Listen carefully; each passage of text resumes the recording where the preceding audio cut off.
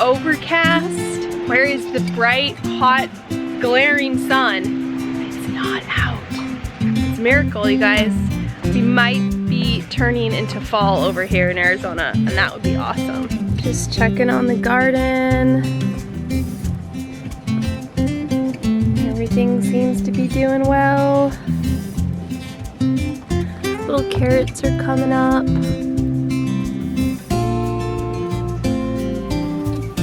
We need to plant our potatoes and our peppers that I have neglected. Neglected.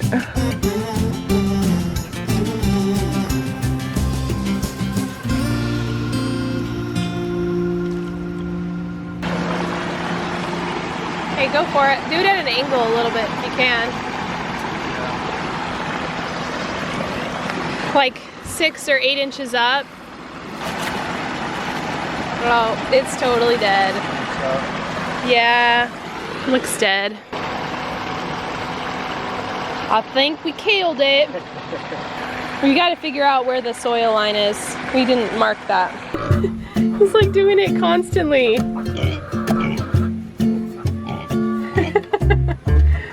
I wonder if he'll do it when he's eating his food. Look at him. It really does make him seem so much bigger. It's so funny.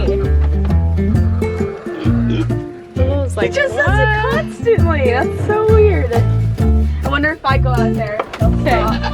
Let's see. Still doing it. You just. Oh, there we go. Well, there we do that. Okay, Willow, your turn. Go into your little goatee daycare. There you go. All right, let me get your food. Okay, hold on. Scoot back. Scoot back. Here it comes. Here it comes. Scoot over. Oh my word. Willow.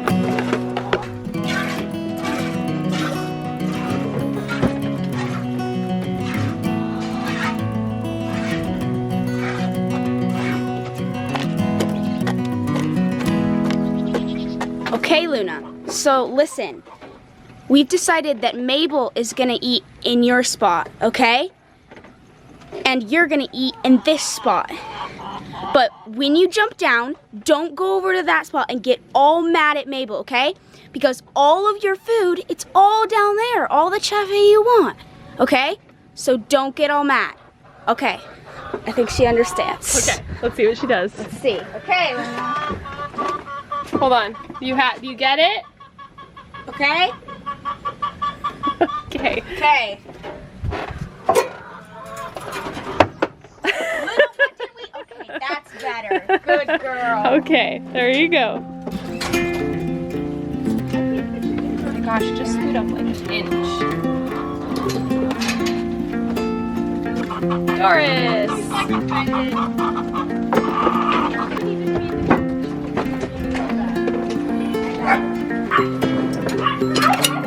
Oh, did you hear that? What? Did you hear it? Just do that. Yeah. I didn't hear it. I heard the dogs barking. Oh my gosh, did you hear it? Heard that? That was so funny. How? That was so funny.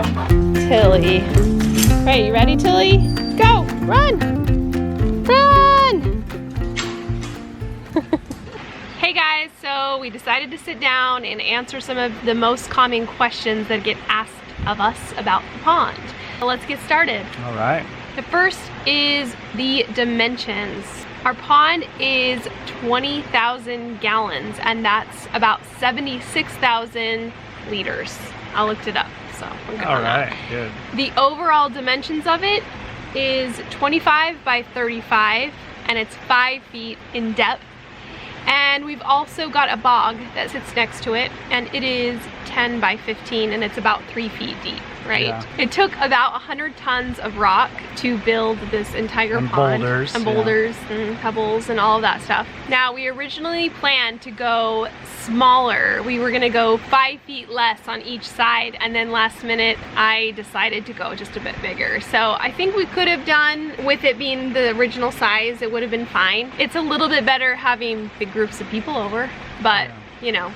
You got to think of the actual swim area. So that's true. the outer edge, and then so the actual swim area is much smaller than that. We also originally planned to have it come off of our back porch and be under our trees right there. Yeah. But then we figured out that the tree roots would be a problem and that the tree leaves would fall down and would cause problems. In fact, that might already be a problem this year. So people ask us what is the biggest reason we got a pond instead of a pool, and it's because I don't like chemicals. We don't think that chlorine is good for us, and we don't want to be swimming in it, especially living in Arizona. We swim a lot here, and we didn't want to be absorbing chlorine all day. Also, I love the idea of being able to grow an additional food source. So I love that we can grow tilapia. That's really cool.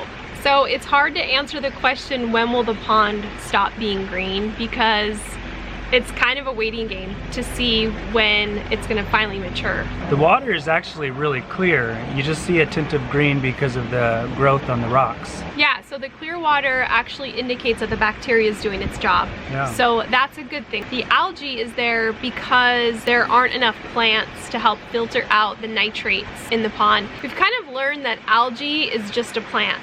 And while a lot of people try to avoid it and try to get rid of it, it's actually something that nature brings out. The algae is just actually using up the existing nitrates in the pond and filtering the water. So it's not necessarily a bad thing, it's just not as aesthetically pleasing as people like to see. We're not really worried about it because we should only really worry about it if our actual water is green, but our water is so clear, so the bacteria is doing its job, and as the plants get bigger, they'll be able to starve out the algae more.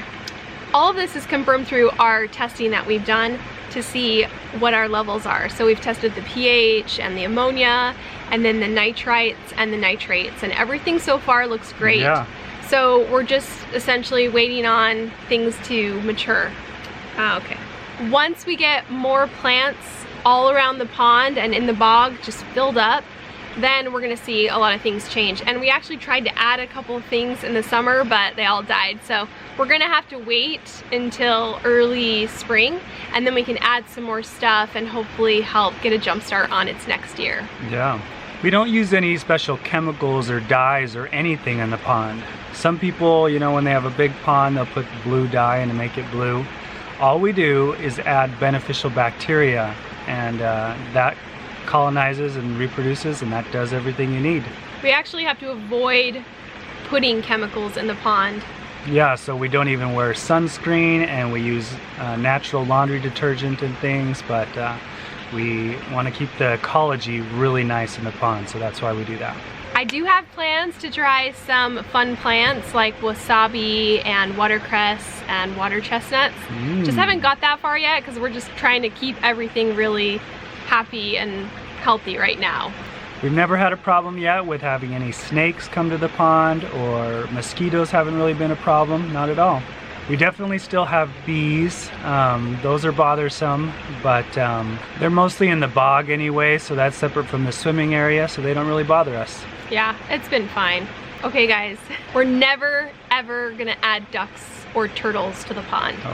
There's too much poop that they put out, and it puts too much of a load on a pond, especially in a pond that we are swimming in, because when we swim in it, we actually add to the organic matter by default, just the cells on our skin and the oils on our skin and in our hair. And we also don't really want to swim with duck feces or turtle feces. We already are swimming with fish feces, so we have a limit to the types of poop that we will swim in. They just will really overwhelm the pond. If we weren't swimming in it, we would probably add them and just be like, go for it. You know, let it get murky a little bit on the bottom, we don't care. But because we want it to stay really clean, it's not gonna happen. We've heard that frogs will come, but we haven't had frogs come. I know, that's what I want to happen. I want to see a frog. I don't want frogs. I'd probably take them out, but we haven't seen any. Oh, and finally, people ask a lot if we're gonna let our pigs or our goats swim in it. Pigs are nasty, so no. And goats, they hate water. They hate swimming in water, so that ain't gonna happen, even if we wanted it to. The pond doesn't smell at all, so it's really great to swim in. And there's no dirt or sand or anything in there, so it can't rise up and get murky or anything. The temperature stays really perfect in there, about 80 degrees Fahrenheit, which is about 26 degrees Celsius, so nice. And the shade structure that Kevin built really helped with that. I mean, you did the shade also to keep the temperature down, but it's kind of the added bonus we don't have to wear sunscreen. Yeah. We'll probably remove the shade structure in the winter though. There's two types of people in this world. Some people would not care to swim with fish, and some people are freaked out at swimming with fish. So tell us below which one you are. We're not freaked out. We don't really care about fish. They swim away from you really fast. It doesn't even, they're always hiding. They just go into their caves or in the corners, and they're super afraid of us. So here comes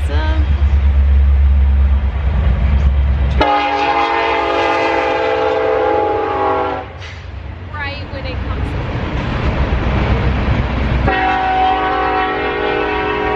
We swim in it at least once a day, so we're always swimming in this, and the fish have still not gotten used to us. So people have asked me if it's sanitary to swim in a pond, and that was one of the things I was worried about, and I've done a bunch of research on it, and what I found is that a lot of the ponds that have been taken care of, the water is drinkable. Like, I mean, that scares me. I don't know if I'd ever drink the water, but they say that if it has been taken care of properly and the fish are healthy and the plants are healthy, that you're probably safe. Does that sound like not very encouraging? No, it's super clear. Our dogs drink it all the time. I am going to test the water with our local health department. I've been talking to them. I'm going to send them a sample and just have them see. They said to wait a little bit and let it get a little more mature and then test it with them. Kevin wants to add all sorts of fish and colorful fish, and I just want to add tilapia so that we can just have a purpose and eat the fish that are in the pond. Less load on the pond ecology too. Yeah. The plan is to let the tilapia live year-round, and by that I mean let their babies live for the next year. So this certain strain of tilapia is called Blue Nile. They are supposed to stay alive down to 40 degrees? 47 degrees. Okay. So we're gonna keep a thermometer in the pond and make sure it doesn't get below that, because below that they'll die. Yeah, we still have the koi and goldfish and mosquito eaters and things in there. And also the Placo suckerfish, those are in there as well.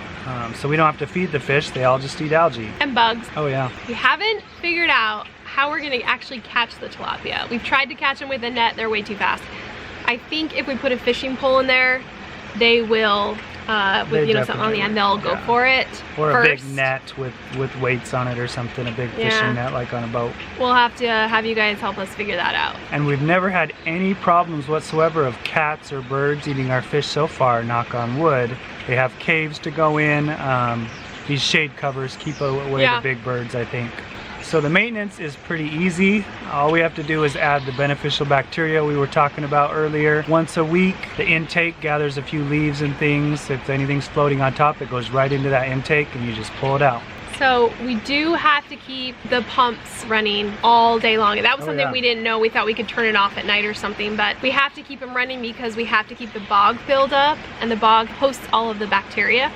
So we need everything to stay good and keep filtering. So how much has that added to our bills? It's about $80 a month here in Arizona, but that's going to fluctuate where you buy your power from. I mean, if you're in a place that has cheaper power, hydropower or something, it's gonna be a lot cheaper than that. And then also our water bill has risen about probably like $20 a month. That's gonna fluctuate how much your water costs. Our water's kind of expensive here in the desert. Every day or so there's an inch or so of evaporation out of the pond, and so it has to be refilled. That's just during the summer though, because in the winter we won't have that problem as much. It'll be less, maybe only half an inch or something. So as far as the design around the pond, we need to build a box around the pump, and we plan on adding more plants in the bog and all around the pond, and then we might go into the wood chips a bit and maybe grow grass up to the pond. We're wanting it to be a lot greener around the pond, so greener on the outside and not green in the middle. Oh yeah. Yeah.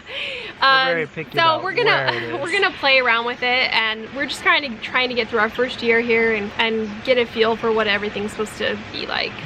A swimming pond on average will cost the same as a swimming pool. We thought they would be a lot cheaper, but they usually cost about the same, and that just depends on the rates in your area and how much a contractor would charge in your area. Rock ponds can cost more than the European style ponds. I should call them pools, the European style pools. Because with a rock pond, you're dealing with tons of boulders and the heavy equipment to move them. Placing each individual one. And the artistry behind it, you know, we paid somebody for their artistry and skill to be able to place the rocks and make it an actual looking pond, even though it's man-made. So in our research, I was always thinking about that European style swimming pool where it has the wood beams all around it. It's just a rectangle. It has a bog all around the outside, but we were really scared to do that because nobody had done that in the desert yet that we had known of, and we had reached out to lots of people who had done those types of pools. And so in the end we decided, because we needed a bigger bog and because there was other issues with building it here in Arizona, we decided to go with the rock pond instead. Also, in our town, swimming pools have a lot more restriction. So by building a pond and not a pool, so it was designated for fish, but we also swim in it, that meant that we could avoid a lot of the permits and issues and laws surrounding that. But we have talked about how it would be fun to DIY a European style pool. It would just be fun to try.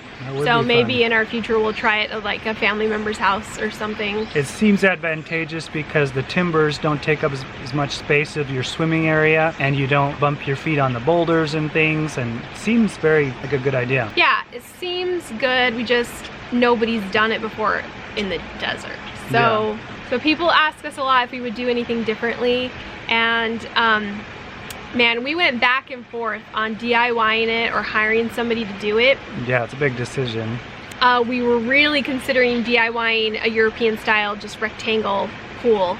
But like we said before, there's just lots of things that were unknown to this area on if it could be possible. I don't think there's really anything that we would change with the design or the placement. I wish we would have got the plants in sooner. Oh, that's true. But there was a big snowstorm and it was hard to get a hold of the plants. Which is like an odd year for trying to get pond plants. But if we had got them started sooner, we probably would have been able to get them mature faster. But a few of them died because it was so hot and we were putting in these plants that just fried in the sun. And maybe we would have put in fewer fish. We would only put in like 2 or 3 fish we probably for this would have first done that. year. Yep, we would have done that. We would have probably just really tried to reduce the load on the pond, but we put in a ton of fish right away. And I mean, some people say this isn't nearly that many fish for this size pond, but because we're swimming in it and already putting a load on the pond every day, I think it would have probably been wise to just not do fish the first year, but all's good. It's fine. But that's it.